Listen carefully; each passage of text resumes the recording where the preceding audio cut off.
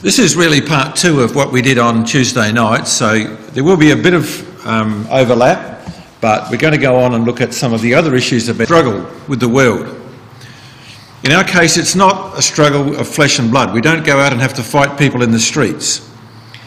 We have to fight against principalities, that is, governments and authorities. And bear in mind that the sort of thinking that we're going to talk about tonight has infiltrated the education system from universities down. God. Different to an agnostic. An agnostic says, I don't really have any, I got no idea whether there's a God or not. There might be, there may not be, I don't know. So the agnostic says, I don't know. The atheist says there is no God. So these are the people that the Bible talks about. The fool has said in his heart, there is no God. The trouble is, these magically exploded for no reason, creating everything, and then a bunch of everything magically rearranged itself for no reason whatsoever into self-replicating bits which turn into dinosaurs. Now that's what you have when you've got no God. So you start with nothing and nothing goes bang, and all of a sudden it's everything, and then it decides to actually create life and then upwardly progress until you have dinosaurs. That makes perfect sense, doesn't it? But that's what you believe if you believe there's no God. Nothing went bang and made everything. That's what they tell you happened. Because they can't tell you what went bang. They don't know why it went bang. They said something went bang and now it's everything. So this is the new atheists. You know, we used to have the old atheists, you know, Marx and Engels and those guys back there in 1800s. Now we've got a new bunch of atheists. And the Bible said in the very last days, one of the things that would happen, that men would turn to fables. And that's exactly what they're doing. They're turning to fables. They will believe anything, that they don't have to give some honour to God. Now, here's Richard Dawkins. He said this: it is absolutely safe to say that if you meet somebody who claims not to believe in evolution, that person is ignorant, stupid or insane. So that's how they look at us, because we say we believe in God, the Creator, and we don't believe in evolution. They say, well, if you don't believe in that, you're ignorant, stupid and insane. Now, if you can just read down the bottom here what Dawkins had to say. He was challenged on television when they said, well, scientific discovery says you have to be able to watch something happening and then you have to be able to replicate it. So that's the two tests of science. So you experiment with things and you see what happens and then you do it again and you replicate it. So you've got to be able to make sure that process actually does happen. So he was asked, well, has evolution been observed? You say evolution is scientific. Has it been observed? Well, he said it has been observed. It's just that, I'll read the bottom part for you. Evolution has been observed. It's just that it hasn't been observed while it's happening. And as it says over here, who's stupid and insane now? But no one's observed evolution ever happening. So, nor can they replicate it. They can't go out and they can't make something happen. Now, you might have heard of amino acids. Anyone heard of amino acids? If you've ever studied evolution, it's one of the things they throw at you. Back in the 1950s, a guy in America claimed that he'd actually mixed these acids together in various quantities, injected them with an electronic charge, and they replicated. They actually divided into two. And everybody puts this down, that amino acids are the way that life was formed, because there was a division of cells. Now, a couple of things about that. No one's ever been able to do it again, and nobody saw it happen. He just claimed to have done it. But it's in every textbook that amino acids can do this. So they tell you that somewhere on the Earth, when the Earth was just after the Big Bang, the Earth was here, and it rained into a puddle, and there were just the right amount of chemicals, and then a bolt of lightning hit that puddle, and it formed a cell which became life. Do I sound like I'm telling you fairy stories? That's exactly what people believe about amino acids. And it's never been replicated. They've tried and tried to do it again since this guy claimed it in 1956, and no one's ever been able to do it again. So the question is now, did it actually happen in the first place? So, you know, this is the sort of thing we're up against. They call us insane and stupid because we believe in God, and yet they're believing in the greatest bunch of fables you could ever imagine. So let's just go over again what these new atheists challenge us with. This is how they challenge religion and challenge the Bible. So they deny the existence of God and support evolution to explain life. They proclaim that religion is the major cause of evil throughout history. So you go back through history, every time there's been a war, every time there's been great loss of life, somewhere religion's behind it. So they blame religion for bad history. They insult God as a disgraceful, bullying child abuser. Remember, he made Abraham offer his little boy. Well, Isaac was actually about 37 or 35 when that happened. New atheists, well, they claim God is an angry, jealous God, demanding praise and soul worship. If you don't worship me, he says, you know, I'm going to get very angry. So they say he's a bit childish. He ordered ethnic cleansing or genocide of the Canaanites and the Amalekites. And the Bible is somewhat weird, isn't it? Because it's got these odd laws like kosher, that is separating meat and milk products, laws about birds' eggs. And we'll talk about those perhaps on tomorrow or Sunday morning. But there were laws about birds' eggs, and they said, yeah, what's God doing talking about birds' eggs in the Bible? Well, there was a good reason for that. They say God approves slavery, massacres, the selling of daughters. He suppresses and demeans women. He kills people for very minor offences. You know, the poor guy who was caught, you know, picking up sticks on the Sabbath was stoned to death. Seems a bit extreme to them. God favours one nation above all others, and humans, well, they don't need a God in their lives to be moral because they're born good, and they've just got to bring out that good. That's what they believe. So that's what the new atheists are all on about. Now, we've dealt with some of those. We will go over the genocide one quickly in a moment. Now, I'm not going to read all that out again, but you just look at all those words that Richard Dawkins uses, ending up with God as a moral monster. But I want you to notice that some of the charges that are made, that God is racist. Now, I gave a bit of this talk out at Eastern Suburbs the other night and set off a telephone exchange, you know, that flies around on Twitter or whatever it is out there. People said I said that God was a racist. No, these people are saying God's a racist. What I said was that in their terms, God is a racist, the way they define racism. So I want to make that very clear before you set off your Twitter accounts. They say God's a racist, and in their terms, God is a racist, in their terms. Okay, well, he's all those other horrible things they accuse him of, but, you know, these guys have got very much it in for God. Again, Sam Harris, my book is designed to demolish the intellectual and moral pretensions of Christianity in its most committed forms. They have a go at Islam, they have a go at Buddhism and all other religions, but the one they hate most of all is Christianity. Because unlike those other religions, Christianity talks about a God that is very involved in your life, in the world, and in the future of the planet.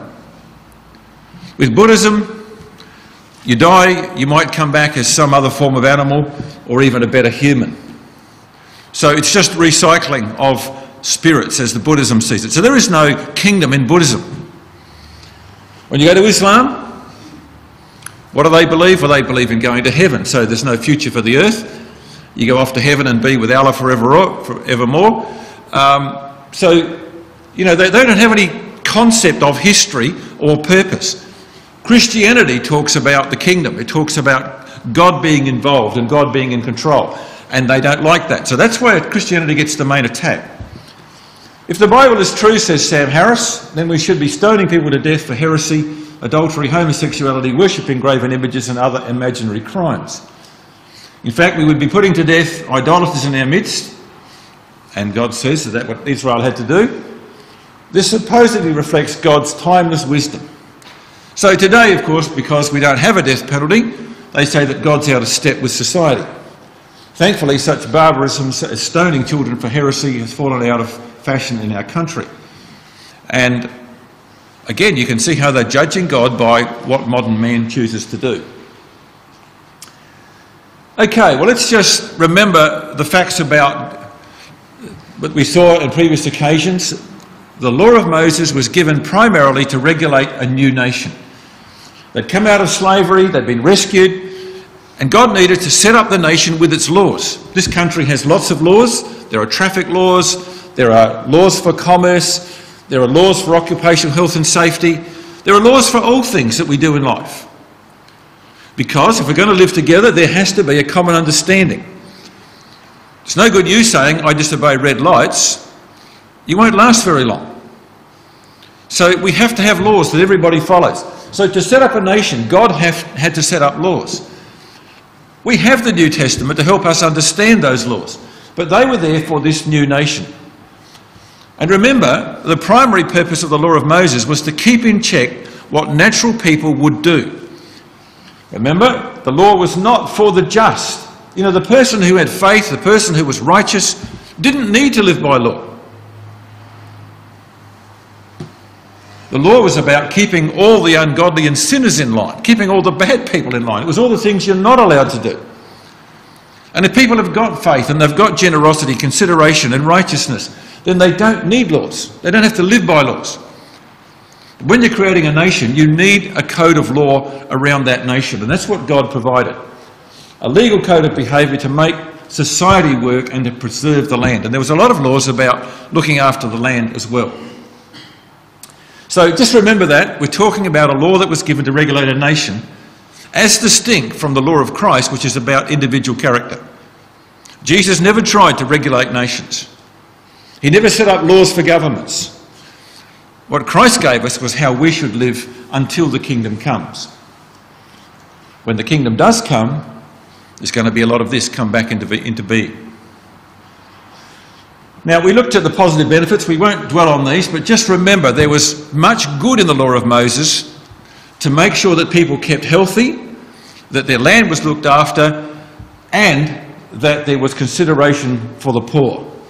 And there wasn't any of the laws of God that had a negative outcome for society or the environment. So many things were positive for their health. They had a lot of hand washing in their rituals. There was the avoidance of dangerous foods. And God says, you keep that and you will avoid the diseases of the Egyptians. And the Egyptians, of course, we know from what we've dug up in their mummies that they didn't live very long. The average age of most Egyptians they've dug up is determined to be somewhere between 30 and 50 years maximum. So the Egyptians were dying because they lived in malarial swamps. They had a lot of diseases from the bad food that they ate, and they didn't know about washing and hygiene. So disease spread very quickly in those sort of countries. So there were lots of positive benefits. So there's what we've actually covered before. Now let's just go to some of the other charges. Was God a racist in the way the modern world defines it? Well, yes, the way they define it, God was, because God chose one nation above all other nations. So in the modern terminology, if you say, look, this nation is the best nation, this is the model nation for other nations, then you are a racist because you have put one race above other races. The modern world says everybody's equal, everybody's equally true in their culture. Well, God didn't say that. God said, I've chosen you to be my nation, to show my power and glory and to keep my promises to Abraham. And right into the kingdom, the Jews will still be the head of the nations. They will be the one nation people will have to learn to look up to. And even though God loves the world, God wants to save people of all nations, the Jews are his chosen witnesses. So it's no good us denying what God has done. So if that's what makes God a racist, he's a racist. So let's be clear about that. In their terms, God has chosen one nation. Why did he do that? Why did he say, get rid of these Canaanites and destroy them? Well, we noted this, because of the wickedness of these nations, your God is driving them out from before you. And I want to put you in their place and make you my nation in that land. So God says, you're going to possess their land because they are wicked and the time has come to drive them out. And you might remember that God had told 400 years before they arrived on the borders of Canaan, God had said, the iniquity of the Amorites, or the Canaanites as they were then known, is going to come to the full at the time when Israel comes out of Egypt, and they will be thrown out because they won't have repented, they won't have changed. In fact, they have gotten incredibly worse. And by the time they came there, even the children were beyond redemption. So, yes, he said annihilate the Canaanites. If you want to say that's genocide, remember Dawkins says God commits genocide. Yes, for the Canaanites and the Amalekites it was genocide. Utterly destroyed them because they were a danger to Israel. And our God has done that in the past, in the flood, in Sodom, in the Canaanite case, in the Amalekite case, God has said, I want these people eliminated. And he'll do it again when the kingdom starts. He will remove the wicked from the world. So let's just clear up the genocide one. Let's get on to some new issues now, and I want to just spend the rest of the night on new issues we haven't covered before. Does God demand soul worship? Well, yes, he does. Look what he says. Hear, O Israel, the Lord our God is one. You shall love Yahweh your God with all your heart, with all your soul and all your might. Now, there's no room for anybody else there. And these words shall be in your heart. So God's very clear. He says, you worship me and nobody else. What he says here, for thou shalt worship no other God, for Yahweh, whose name is jealous, is a jealous God. So God says, one of my names is that I'm jealous. I do not like to have people sharing their affections with somebody else. For Yahweh thy God is a consuming fire, even a jealous God. Thou shalt not bow down thyself to them, to these idols, nor serve them, for I, Yahweh thy God, am a jealous God. And God keeps saying the same thing over and again. I am a jealous and demanding God. You serve me or not at all. I'm not going to share my affections with other gods, which are no gods. And people say, well, that's the Old Testament God, but you know, when we come to the New Testament, God's got a lot nicer, hasn't he? No, it's the same God. Look what he says in Corinthians. You cannot drink of the cup of the Lord and the cup of demons. And demons there was the Gentile gods. You cannot partake of the table of the Lord and the table of the Gentile gods. Shall we provoke Yahweh to jealousy? Are we stronger than he?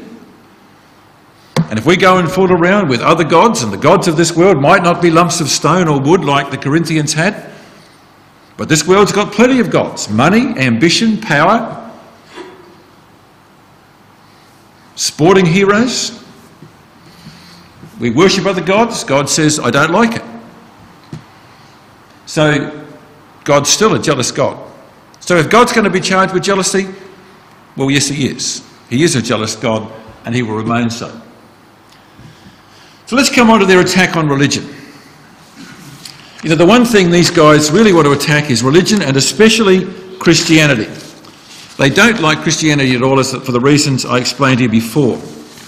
So we've got to say, can we defend religion? Now, some of you might have heard of a Prime Minister for England called Tony Blair. He was the Prime Minister in the 90s in England. And after he retired from politics, he went on television to debate Christopher Hitchens, one of these four horsemen. And in that debate, the debate was, has religion improved the world? Which is the dumb subject to accept, in my opinion, because there are so many examples where religion has actually made a mess of things. You go into the history of Ireland and you find the Catholics and the Protestants blowing each other up with great regularity. You go back to the Catholic Inquisition, where the Catholics used to catch everybody who wasn't a practicing Catholic and torture them and then burn them and drown them and other things in horrible ways. Estimated that over several centuries, the Catholics actually got rid of about 68 million people like that. So religion's done a lot of terrible, wicked things. You go to Islam today, and you've got Sunni Muslims blowing up Shia Muslims. You've got Kurds blowing up Sunnis, and the Muslim world is just ripping itself apart. All of these bombing attacks and people running people over with trucks like happened in France last week is because of religion. So, do we try and defend religion? Of course we don't. Now look what we learn about the New Testament. Jesus, when he came, he not only confronted the hypocritical and corrupted Jewish religion of his time. You know, woe unto you, scribes, Pharisees, hypocrites. Jesus was absolutely clear that religion as it was kept when he came into the world was not right. It was not doing the right thing at all. He condemned it openly, which is why they killed him. He often warned that there would be false prophets. People would come in his name. In the future, he said, there will come false prophets, wolves in sheep's clothing. So not everybody who's in religion is a good representative of God. And much evil has been done in the name of many religions. You know, you want to look up the history of the Mormons sometime and ask about the Mountain Meadow Massacre, where the Mormons, when they got out into the west of America, wanted to take over parts of California and actually massacred all the people who were living there already. Not very nice history at all, but that's done in the name of religion. So a lot of things have happened which are very, very bad in religion. So we're not here to defend religion. We should never think less of the Lord Jesus Christ, because people who claim to be representing him do the wrong thing. Can I just say this to you young people? When you come into the ecclesia, one thing you have to be aware of before you get baptised is to never judge the truth by the failures of its people.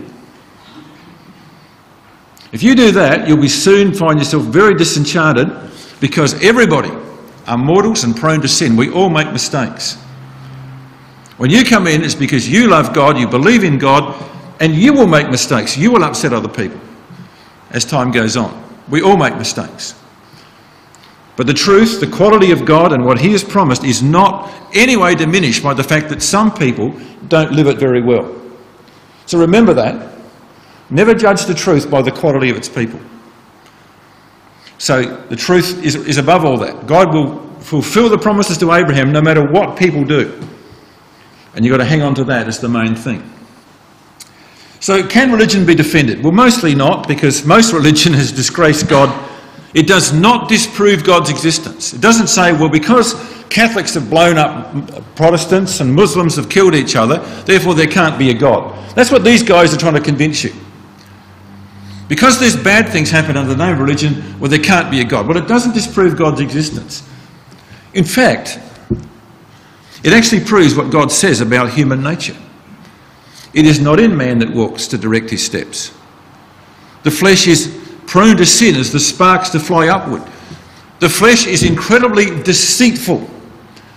People convince themselves that they're serving God by blowing up children in the marketplace.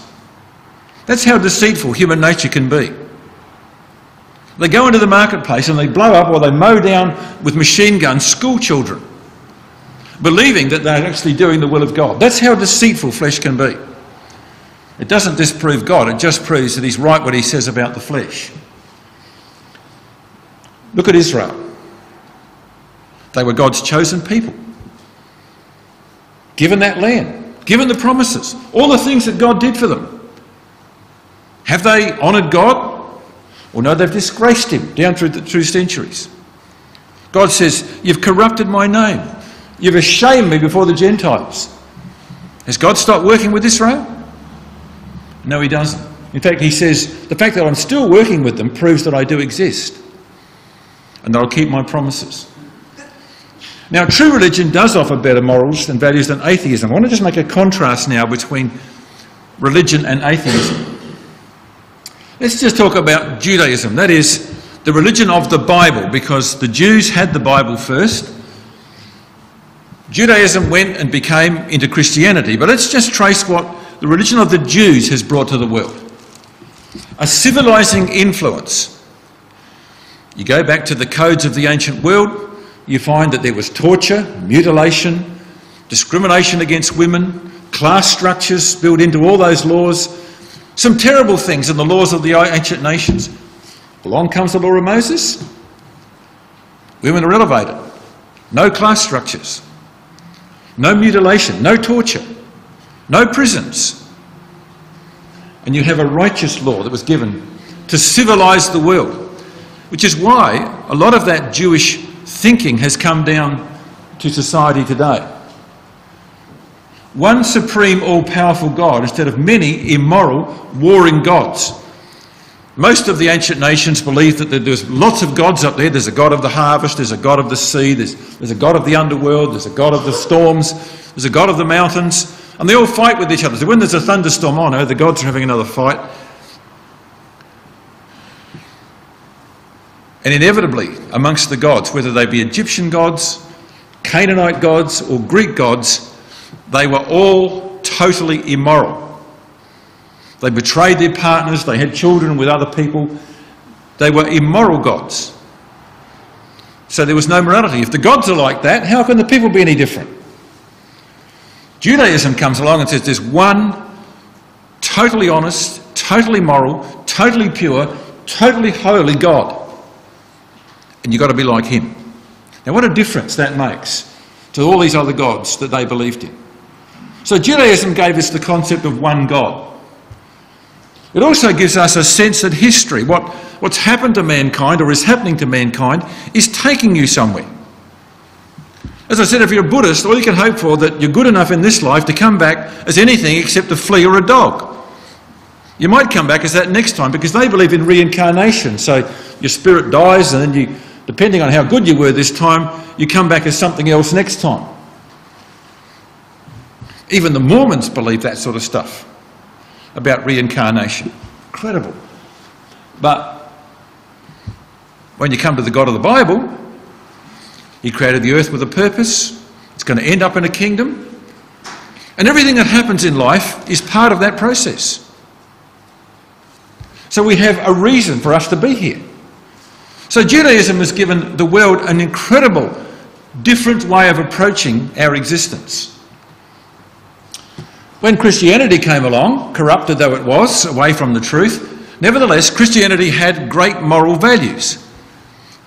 They opposed Greek and Roman infanticide. That was the practice of the Greeks and Romans, who were very immoral, who slept around, but they had a practice of getting rid of the babies they didn't want just by throwing them in rivers and killing them. They didn't want all the babies they produced. Christians came along and said, that's not on. One, we've got to stop the immorality, and two, we've got to stop the throwing away of babies.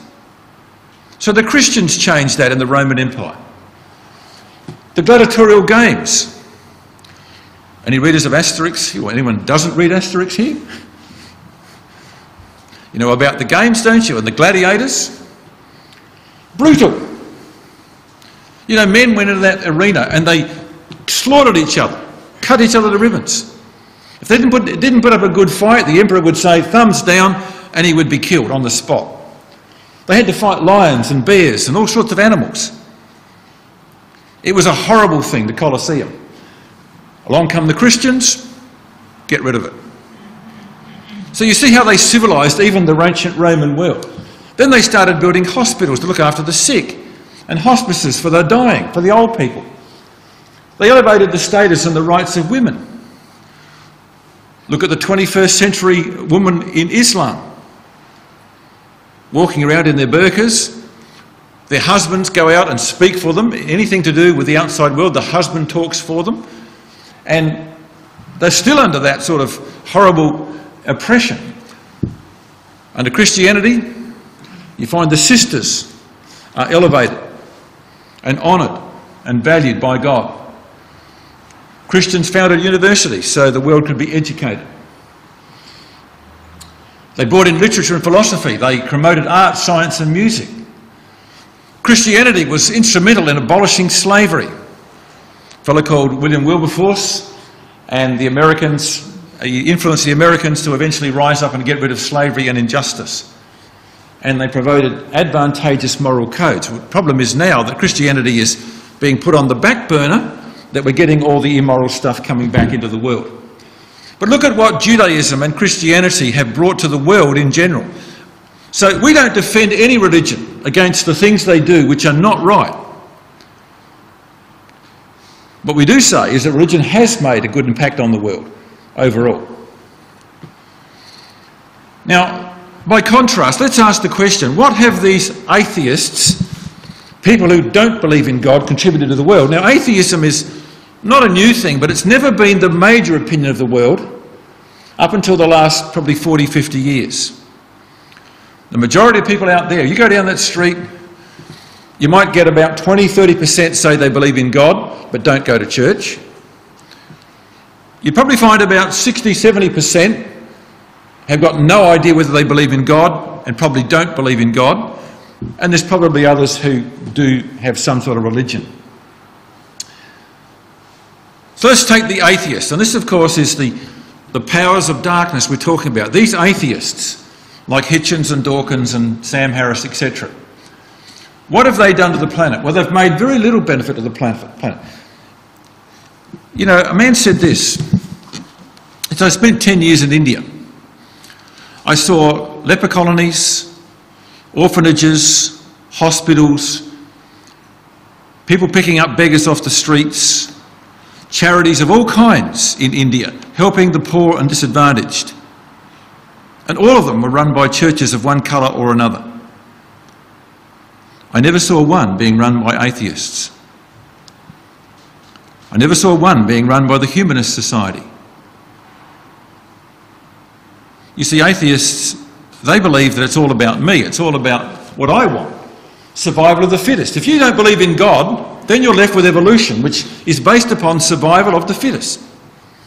So why should I go and help people? Because I get nothing out of it. I mean, only cooperate because there's some mutually selfish interest to be had. So, yes, they agree that there has to be some laws, because the one law of atheism is, I can do what I like, and so can you. Nobody else tells us what to do. The only law that exists is that you can't infringe my rights and I can't infringe yours. So they only cooperate when there's some mutual interest, because survival of the fittest is all that matters. If you've got no God, then it's all about what you can get out of this life now. So let's look at some notable atheists. You'll know some of these. But the point I want to make here is, because these men we're going to look at, because they had no belief in God, the one thing that drove them was their ambition to achieve the sort of country they wanted their country to be. So no one said there's right or wrong. The only thing was power for themselves. Adolf Hitler, 20 million dead in Europe, including 6 million Jews who were sent to the gas chambers. Why? Well, his belief was that the German people were the superior race in the earth. He believed that. And that Jews and gypsies were subhumans and had to be got rid of. So there was a man who believed, he was an atheist, who believed in his philosophy. So what do? I exterminate the rest. Exactly what an atheist would do. Joseph Stalin, 20 to 40 million Russians through the 20s and 30s last century, starved or exterminated by Joseph Stalin. If they didn't agree with his particular brand of communism, they were just cut off and left to starve. Chairman Mao, unknown millions exterminated, estimated between 40 and 80 million people. After the revolution in China, all those who weren't on his side, again, were just completely cut off, starved, isolated and shot out. Some 60 to 80 million estimated. You'll never know the number. But these are atheists. Pol Pot in Cambodia. After the Vietnam War, Cambodia was a country that was left in the hands of a man called Pol Pot, a communist, an atheist. His policy was, the worst thing we can have is educated people. So anyone that had any education, any teachers, any doctors, any lawyers, anybody with an education was rounded up and shot, and their heads were stacked up in these places like that, because anyone educated might know that he was a bit of an autocrat. And 2 million people died under Pol Pot. He's an atheist. Survival of the fittest. I want to keep myself in power. I get rid of all the people who might be able to think for themselves. If man has no moral compass other than his own survival advantage, then taking life is no issue. All these atheist men were prime examples of inhumanity. But they were atheists who were practising what atheists do. Survival of the fittest. I'm going to quote you just a little comment there. The new atheists, they don't ever own up to these guys. You put this in front of them, oh well, we don't agree with them either. But that's atheism in practice. You say religion's bad, this is atheism in practice. They want us to own up to all the problems of the Christians, but they won't own up to the atheists, which is quite amazing. Now, there's a fellow in America called Jeffrey Dahmer. You probably haven't heard of him. In the 1980s, he was convicted of killing 10 people, putting them in his freezer and gradually eating them. Not a very nice individual. But when he was interviewed, he said this: if it all happens naturalistically, so if the world just came into being by chance, what's the need for a God? I can set my own rules. Who owns me? I own myself. And he said, why am I in prison? Because I was just obeying evolution. If there's no God and we all just came from the slime, amino acids, then what's the point of my trying to modify your behaviour to keep it within acceptable ranges? Now, this is a criminal, this is a shocking murderer who should have been electrocuted. But you see his logic. I did what I wanted to do. Now, the mistake he made was he infringed somebody else's rights by putting them in his freezer. But, you know, his basic theme was, I can do what I like. So who determines right from wrong? Atheists say each individual has an inborn good. Each individual decides on each situation as it arises. And the one law is, do what you like, but just don't infringe somebody else. God's morals are consistent, young people. Woe to them that call evil good and good evil, that put darkness for light and light for darkness, that put bitter for sweet and sweet for bitter. Our world has turned all of God's values and morals upside down, and they're wise in their own eyes. You know, these are smart individuals. These are men with science degrees, but they've become fools. They're wise in their own eyes and prudent in their own sight, and they are willing to judge God by themselves. And God says, I have not changed. They are the ones that have moved to a different level of morals. Now I want to talk briefly in the last few minutes we have about evolution. It isn't possible for us to discuss the whole subject, obviously, in part of a talk. But I want to just put before you some crunch issues in regard to evolution. You see, these atheists say that life generated spontaneously. It just happened in this puddle, that cells were made and they divided and they grew and they became perhaps a little worm or a snail, and then they grew up to be eventually a dinosaur. And there's this upward gradation of life that they talk about. Well, the reality is the universe is out there. It has all these laws. It's incredibly balanced. You know, there's magnetic forces in the universe that are finely balanced. And all the planets move in exactly the same order. We can tell exactly in 1 year's time where the moon will be, because everything happens with great regularity. It's perfectly balanced. And there are laws that make the universe happen. The Earth sustains an amazing array of life. You've only got to watch a few hours of David Attenborough and you can actually get some idea of how intricate life is. What a shame he keeps telling everybody it evolved. But it's beyond belief that it could be by chance that animals and plants and fish and birds work together. And they have things like homing instinct. And butterflies can find another butterfly a kilometre away just by scent. You know, and nature is amazing, and that's the greatest witness that there's a God. Humans, highly developed minds, moral capacity. We've got the ability to think like God. And then we come to this matter of DNA, which is, in every human body, there's this incredible thing called DNA. It's like a chain structure. And it's what makes your body tick. It's what makes your body do things. It makes cells divide. It repairs damage in your body. So you cut yourself and the DNA says, go and fix that problem. So you've got a repair system in DNA as well. And it actually is the code of your whole life, and it's unique to you. We can tell who your relatives were generations back because of the similarity of your DNA, but everyone has a unique DNA. So this code that they're actually now working on is discovering what makes human bodies and animal bodies actually work. It's called DNA. I won't give you the name because it's about 60 letters long, what DNA stands for. But it's a complex coding. Now, Richard Dawkins, who's always rubbished God, he promoted the idea of junk DNA. So up until about 15 years ago, they knew DNA was there. But they only could work out about 20% of what it actually did.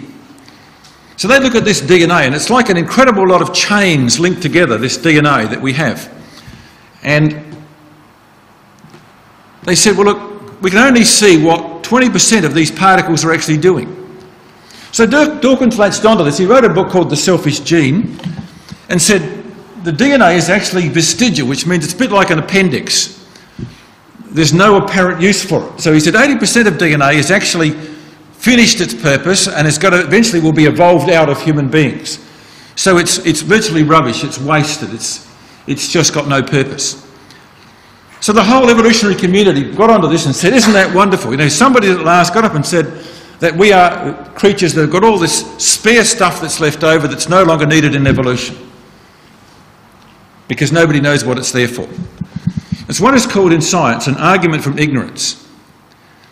If you're arguing about something and say, well, it can't exist because I don't understand it, you're arguing from your ignorance, and it's a very dangerous position to be in. Then they had a thing called the ENCODE project, worldwide project. All the scientists got together, pooled their knowledge and worked on the DNA. And lo and behold, they found out there's all these things they never anticipated that DNA can do. It's even more complicated than they thought. It's even more marvellous than they thought. And they're still finding out about the last 10%.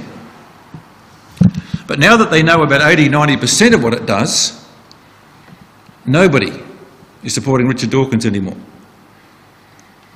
They've realised that the last 10% will probably have even more complicated methodology than they can currently work out. So DNA has actually become recognised as the greatest reason to believe that God exists. So when they got Dawkins on television, on BBC television, debating with a man called John Lennox, who's a Christian scientist, so a man who's a Christian but a great scientist, he peppered him about DNA. Can you say that DNA can happen by chance? And Dawkins had to say, no, I can't. Well, where did it come from? And that's what he said. On television, perhaps some space travellers planted the seeds of life and DNA on Earth. Now there's your leading atheist. When faced with the complexity of DNA and how incredibly marvellous it is to run life, to say it happened in some little puddle of chemicals hit by lightning, even he can't say that anymore. And he now admits it had to come from somewhere else. And I say, if you can believe in spacemen, why not believe in angels? Well, he won't do that because behind them there's a God. This is Professor Andy McIntosh of the University of Leeds, after the ENCODE project was underway.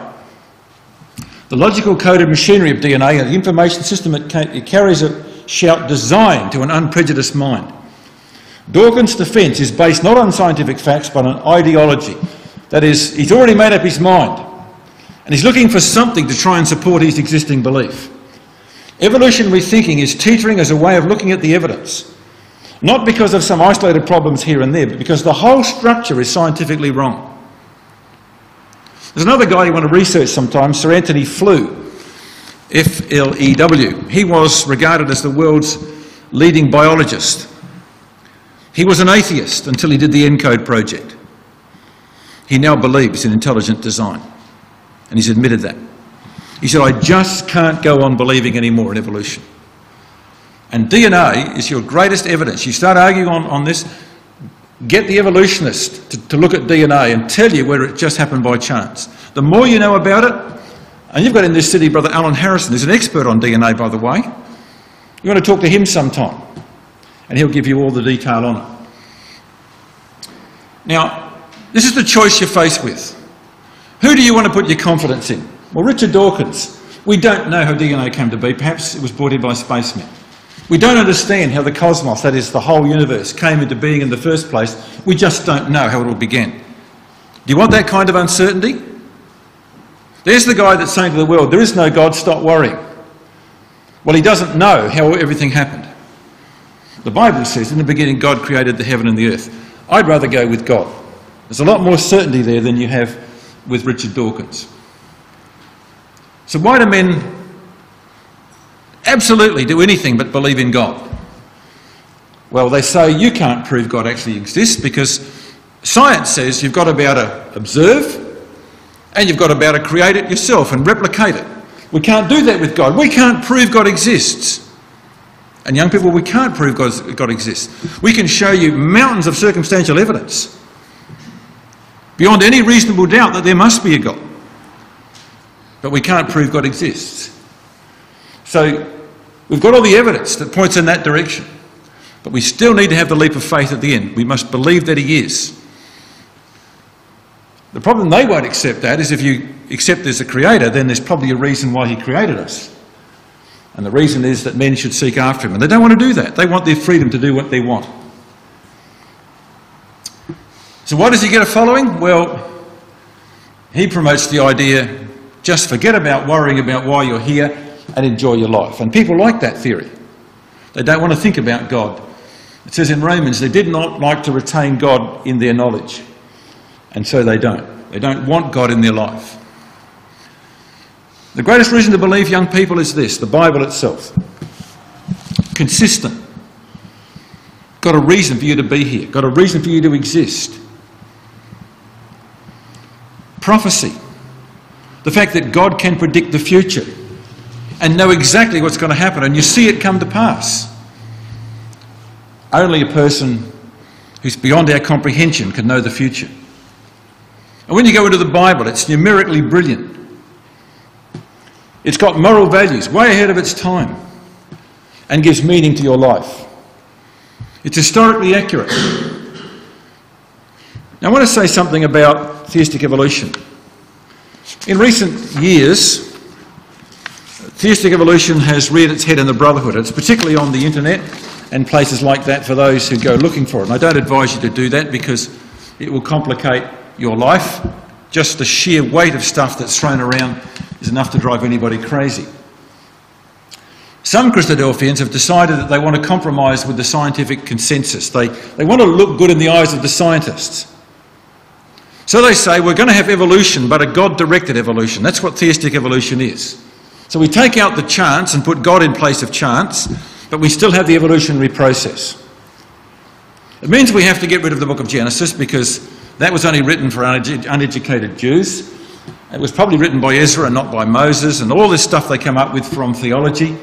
And they try and put God into evolution. And that's a very strong movement. And there's a number of people being put out of fellowship in recent times because of this belief. I want to just quote you a couple of pioneer writings. This concept that you can actually say that the book of Genesis was not written by Moses and it was just a bunch of stories given to poor uneducated Jews. Brother Collier says this, in the beginning God created the heaven and the earth. With that bare assertion and the briefest of preambles, the Bible story opens. So the Bible starts with God created. That's how the Bible starts. Simple, basic message. The most incredibly powerful verse. In the beginning, God created. So you got God and you got God making it. Well, it doesn't fit with evolution, does it?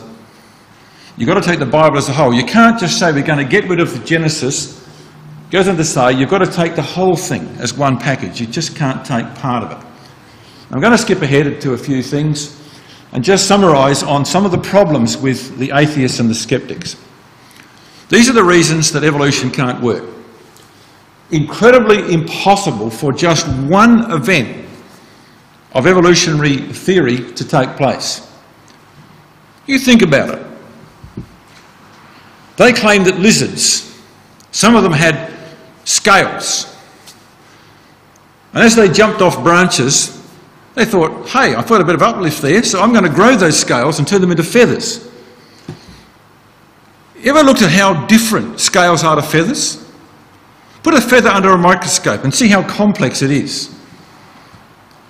And it doesn't matter how many lizards think that, how can they affect the change? How can they change themselves to have feathers? But that's what they say. So, impossible events. They talk about mutations. Sometimes you get a cow with 3 legs or 2 heads that is born. But even if that cow breeds with a 4-legged cow, you're going to get a 4-legged calf. Because the next generation either will not breed or cuts out the mutation. That's what genetic structures do. And every mutation is disadvantageous. It makes it worse. 3 legs is not going to do with the same job as 4. So the whole theory of evolution does not work. Look out there at the beautiful universe and the earth we live on. There's 122 scientific factors that they've so far discovered that have to work together to make life possible on this planet. 122 different factors. If any one of those alters by less than 0.1%, that is the magnetic forces, gravity, the water cycle, then life would perish. So there's 122 separate factors in our universe and our Earth perfectly balanced that life might exist on this planet. Absolutely impossible to believe that happened by chance. All the different species that support each other, the bees and the birds and the animals that work together in nature. And you can go into geology and it's all back to front to what it should be. Evolution is still an unproven and changing theory, and yet we have Christadelphians trying to get it and make it, squeeze it in to fit the Bible. What a tragedy that is. Now the last challenge of Richard Dawkins is, well, you can't tell me where God came from. And we can't. We've not been told, because being human, being people who are around for 60 to 70 years, maybe a bit more, we can't understand a God that has never had a beginning. We can't understand really and comprehend a God that has no ending. A God that controls countless universes with his knowledge and power. We can't understand that. God says, you understand what you can understand about me, which is my character and my purpose. And one day you'll be part of all that eternity. So we don't try and explain God. But we ask the evolutionists, where did the first matter come from for the Big Bang? And they can't say either. We don't know. Richard Dawkins says that. We don't know. How did life suddenly come? We don't know. Maybe it came by spacemen. Where did the spacemen come from? We don't know. So they haven't got any more answers than you've got. But you've got plenty of reason to believe in God. They've only got selfish reasons to believe in nothing. And that's the difference. He that cometh to God must believe that he is. And we have to take the leap of faith to say we have all the evidence to show that there's a God. We're going to decide to believe in him. The Apostle Paul puts it this way. You've got a choice to make. That your faith, that is your belief, should not stand in the wisdom of men. You put your faith in the scientific community, you will be let down. The things they taught when I went to school have all been debunked in evolution. What they're teaching you now will be debunked. Because it's all based on guesswork and hope and chance. You've got to put your faith and base it on the power of God.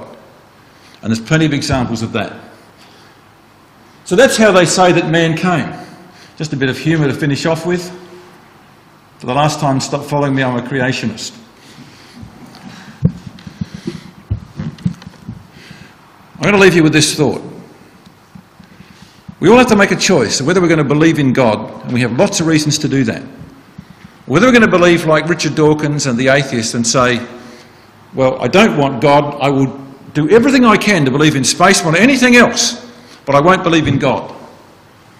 I won't believe in a judgment. Well, let's leave you with this thought. I believe in God and eternal life, though all the atheists scoff at me. Well, if I am wrong, in other words, if there is no judgment seat, if there's no God, I will never know. But if they are wrong, and I am right, then they may be in for a most uncomfortable encounter.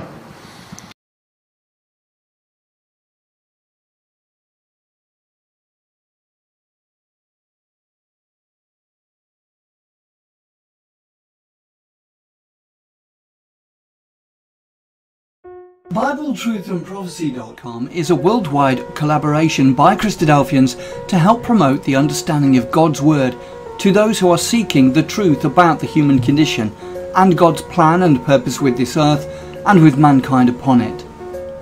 Bible Truth and Prophecy is part of a wider set of online resources provided by Christadelphianvideo.org for establishing just how far removed the true Christian teaching of the first century apostles is from that taught by mainstream Christendom today. BibleTruthAndProphecy.com is very much a standalone website, but benefits from our vast network of sites and resources and social media. Here are just a few of the things that BibleTruthAndProphecy.com offers. We have a good number of written articles supplied to us from brothers from all over the globe. These deal with first principle issues, creation versus evolution, the inspiration of the Bible, and so much more.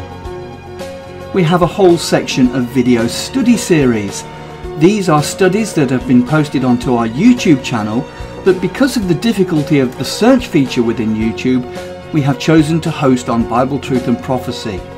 So now every video you search for within the site, you can be guaranteed that it will be of a Christadelphian nature. We also have a preaching video section, where any ecclesia is invited to download and use or embed these videos within their own ecclesial websites. We also have an exhortation service, where we produce 2 or 3 exhortations per week, which we then circulate to brethren and sisters in isolation. We also have an ever-growing list of approved Christadelphian sites. We also have a page of live news feeds, so you can keep up to date with all the breaking news as it happens. We also have a section for the daily readings. Each day at around midnight we publish all 3 of the daily readings, and then later on in the day we publish thought for the days, often based on all 3 portions of the daily readings. Within each daily reading post there is also a link to enable you to have the Bible chapter read to you directly. We also feature Bible in the News videos, videos which we have produced from the Bible in the News website. We also feature Brother Don Pierce's milestone snippets, which come out approximately 3 times a week. We also feature Andy Walton's weekly World Watch, and other commentaries and analysis from other brethren on world news events. You can also subscribe to the blog and be notified of posts as they happen in real time, and also subscribe to the weekly newsletter, which is provided by Christadelphianvideo.org. Every page and post on the site has the facility to be able to leave a comment or make an observation, so please take advantage of this and let us know what you think of the site.